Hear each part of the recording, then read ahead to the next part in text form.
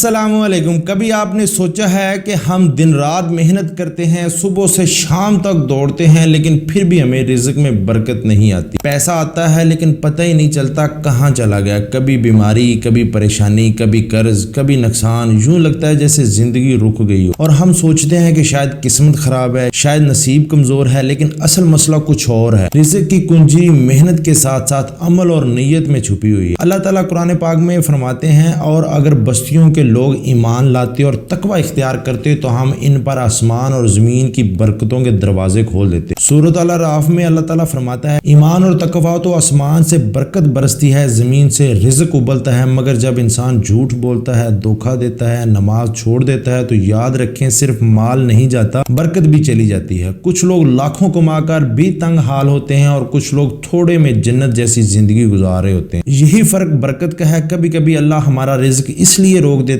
ہے تاکہ ہم جاگ جائیں، تاکہ ہم اپنے دل، اپنے کردار اور اپنے عمل کو دیکھیں۔ اللہ یہ دیکھنا چاہتا ہے کہ ہم رزق کے لیے کتنا سچ بولتے ہیں، کتنا انصاف کرتے ہیں، کتنی نمازیں ادا کرتے ہیں اور کتنا صدقہ دیتے ہیں۔ یاد رکھیں رزق بند نہیں ہوتا، اللہ آزماتا ہے۔ اللہ دیکھتا ہے کہ بندہ ہماری طرف لوٹتا ہے یا نہیں۔ اگر آپ چاہتے ہیں کہ رزق میں برکت واپس آئے تو صرف 3 کام اپنی زندگی کا حصہ بنا لیں۔ سب سے پہلے سچائی۔ کبھی جھوٹ بول کر یا دھوکہ دے کر پیسہ مت کمائیں۔ جھوٹ وقتی فائدہ دیتا ہے مگر دیر پا نقصان ہوتا ہے۔ اور اس کے بعد دوسرا ہے نماز۔ 5 وقت نماز پڑھنا صرف عبادت نہیں، یہ ایک برکت کا سب سے بڑا دروازہ ہے۔ جو شخص سجدے میں گرتا ہے اللہ اس کا رزق اوپر اٹھاتا ہے۔ اور اس کے بعد ہے تیسرا صدقہ۔ چاہے 1 روپیہ ہی کیوں نہ ہو، روز کچھ نہ کچھ اللہ کے نام پر دیں۔ صدقہ مصیبت کو روکتا ہے، بیماری کو دور کرتا ہے اور رزق میں عجب و شان سے اضافہ کرتا ہے۔ اللہ کے نبی صلی اللہ علیہ وآلہ وسلم نے فرمایا، صدقہ دینے سے مال کم نہیں ہوتا بلکہ بڑھتا ہے۔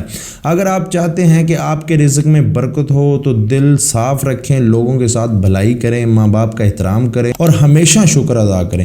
یاد رکھیں جب بندہ اللہ تعالیٰ سے راضی ہو جاتا ہے تو اللہ اس کے رزق کو ایسے دروازوں سے دیتا ہے جن کا وہ تصور بھی نہیں کر سکتا۔ اور آخر میں بس اتنا ہی کہوں گا کہ اللہ ہمیں وہ رزق دے جس میں برکت، اور ہمیں ایسے مال کی توفیق دے جن سے ہمارا رزق کبھی بند نہ ہو، اور ہمیں جو ہے وہ 5 وقت کی نماز پڑھنی چاہیے۔ بہت سارے لوگ یہی کہتے ہیں کہ نماز صرف اللہ کا حکم ہے۔ نماز پڑھنے سے آپ کے دنیاوی مسئلے بھی ٹھیک ہوں گے، آخرت تو آپ کی سنورے گی، لیکن دنیاوی چیزیں بھی آپ کی جو ہیں وہ ٹھیک ہوگی۔ اور بعض اوقات اللہ تعالیٰ آپ کے اوپر آزمائش لے کے آتا ہے، وہ بھی جس کے اوپر دنیا میں آزمائش آ جاتی ہے اس کے اوپر بھی میرے خیال میں اللہ تعالیٰ راضی ہو جاتا ہے۔ کہ آزمائش کا مطلب یہی ہوتا ہے کہ جب آپ کے اوپر مشکل وقت آتا ہے تو آپ کو اللہ یاد آتا ہے۔ اور جس بندے کو دنیا میں اللہ اپنا آپ ظاہر کروا دے یا اپنا آپ بتا دے کہ میں بھی ہوں، تو اس بندے کے لیے میں سمجھتا ہوں کہ اور اس سے بڑی کوئی خوشخبری نہیں ہوتی۔